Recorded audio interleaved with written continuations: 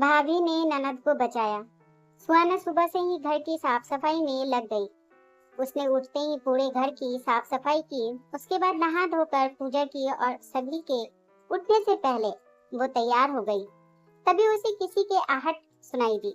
सुहाना समझ गई कि उसके पति रवि उठ गए हैं।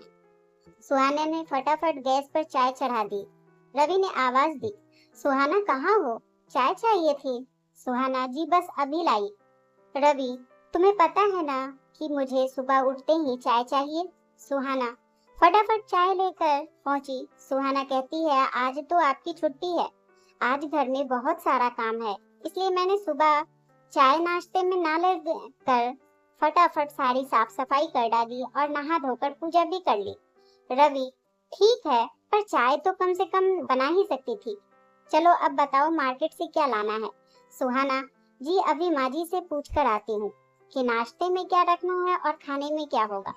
सुहाना फटाफट चाय लेकर माया जी के कमरे में पहुंच गई। जाते ही उनके पैर छुए और कहा, माँ जी मेहमानों को नाश्ते और खाने में क्या देना है। ये मार्केट जा रहे हैं तो मैं सामान मंगा लेती हूँ। माया जी, बहू नाश्ते और खाने की पूरी लिस्ट मैंने कल रात ही को बना ली थी, यह रवि को दे देना। और हाँ, तुम अपना काम खत्म करके छवि के साथ ब्यूटी पार्लर चली जाओ, उसे ढंग से तैयार करा देना। सुहाना ने रवि को बाजार भेज दिया और उसके बाद वो छवि को जगाने गई। सुहाना, उठो दीदी, अभी तक सो रही हो, लड़के वाले आते ही होंगे। छवि, क्या भाभी, अभी तो बहुत टाइम है, वैसे भी ये नुमाइश मुझे बहुत बुरी लगती है। सुहाना, यह तो हर लड़की को सहना ही पड़ता है, चलिए फटाफट चाय पीकर तैयार हो जाइए, ब्यूटी पार्लर जाना है। दोपहर के समय लड़के वाले आ जाएंगे। लड़का इंजीनियर था, रवि लड़के को पहले से जानता था। माया जी ने देखभाल कर हाँ कर दी थी। माया जी किचन में गई और सुहाना से पूछा, बहू तुम्हें लड़का कैसा लगा। सुहाना, माँ जी वैसे तो सब ठीक है, लेकिन इनका स्वभाव कुछ पसंद नहीं आया। आप ठीक से बात कर लीजिएगा, मेरा मतलब है दहेज वगैरह की क्या डिमांड है। माया जी, बात तो रवि ने पहले ही कर रखी है बहू, ये लोग कह रहे हैं कि कुछ नहीं चाहिए, जो चाहे अपनी लड़की को दे देना। सुहाना, चलिए माँ जी वहीं देखते हैं क्या बात हो रही है। लड़के के पिताजी, आपकी लड़की हमें पसंद है, आप बताइए। रवि ने कहा, हमें भी आपका लड़का पसंद है, हम शादी का मुहूर्त निकाल कर आपको खबर कर देंगे। सुहाना, अंकल जी बुरा न माने तो एक बात पूछे। पिता लड़के के पिता ने कहा, हाँ बेटा पूछिए। सुहाना कहती है, आपकी कोई डिमांड हो तो अभी आप बता दीजिए। लड़के के पिता ने कहा, नहीं बेटा हमें कुछ नहीं चाहिए, बाकी आप समझदार हैं, जो चाहे अपनी बेटी को दे दीजिएगा। सुहाना, जी हम तो 1 रुपए की शादी करना चाहते हैं। रवि, चुप रहो, ये क्या बोल रही हो। माया जी, बहू ये क्या कह रही हो, सारी बनी बनाई बात बिगड़ जाएगी। लड़के के पिता, यह क्या मजाक है, भला आज के जमाने में 1 रुपए में शादी होती है कहीं। सुहाना, यही तो मैं जानना चाहती हूँ अंकल जी, क्या चाहिए आपको। रवि खड़े होकर सुहाना को पकड़कर अंदर ले जाता है और कहता है, ये क्या बकवास कर रही हो। सुहाना कहती है, आपको नहीं पता, आजकल ऐसे ही कहते हैं, हमें कुछ नहीं चाहिए, फिर धीरे धीरे इनकी डिमांड शुरू हो जाती है, मेरी बात माने तो यह रिश्ता मत कीजिए।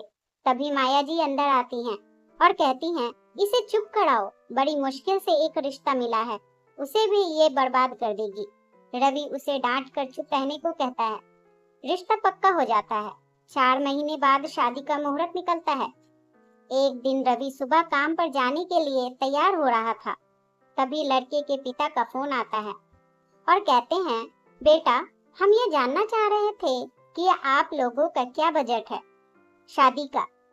रवि, जी अंकल आप चिंता ना करें, हम ठीक ठाक शादी कर देंगे। लड़के के पिता, नहीं मैं सोच रहा था दहेज में एक गाड़ी आप अपनी बहन को देते तो अच्छा रहता। रवि, लेकिन आपने तो पहले कहा था कि कुछ नहीं चाहिए। लड़के के पिता, वो तो सब कहते हैं, लेकिन कुछ तो तुमने भी सोचा होगा। एक काम करो, तुम अगर छोटी गाड़ी देना चाहते हो तो हम कुछ बढ़ाती कम ले आएंगे, उससे जो पैसे बचे उससे बड़ी गाड़ी दे देना। उनसे बात करने के बाद रवि सारी बात माँ को बताता है। माया जी कहती हैं कि शायद उस दिन सुहाना सही कह रही थी, इंसान को पहचानने की अक्ल हमसे ज्यादा उसमें है।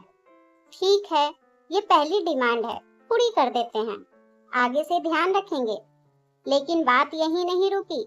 जैसे जैसे शादी का दिन नजदीक आता जा रहा था, उनकी डिमांड बढ़ती जा रही थी। रवि एक दिन घर पर बैठा था। माया जी, बेटा क्या बात है, लड़के वालों ने फिर कोई डिमांड रख दी? रवि, नहीं माँ, बात यह है कि हमने शादी का जो बजट तय किया था, शादी में उससे 3 गुना ज्यादा खर्च हो रहा है। मैंने कर्ज भी ले लिया, लेकिन लड़के वाले ऐसे बर्ताव कर रहे हैं जैसे हम कोई बहुत बड़ी गलती कर रहे हैं। सुहाना, मेरी बात मानिए, शादी के लिए अभी मना कर दीजिए। छवि के लिए बहुत अच्छे रिश्ते मिल जाएंगे, इनका मुंह हमेशा फटता रहेगा। लेकिन माया जी और रवि बदनामी के डर से लड़के वालों की हर डिमांड पूरी करते रहे। शादी के दिन सभी बहुत खुश थे। जैसे ही बारात आई, सबने बारात का स्वागत किया। रवि बहुत डरा हुआ था कि कहीं विदा से पहले एक और नई डिमांड ना निकल आए। लड़का लड़की फेरे के लिए बैठने ही जा रहे थे कि लड़के के पिता ने कहा, रवि, वो गाड़ी कहीं नजर नहीं आ रही है। रवि जी, वो आज डिलीवरी नहीं हो पाई है, आप ये पेपर रख लीजिए, गाड़ी सीधी आपके घर पहुंच जाएगी। लड़के के पिता, यह शादी रोक दो, इस शादी में सबसे बड़ी आइटम ही गायब है।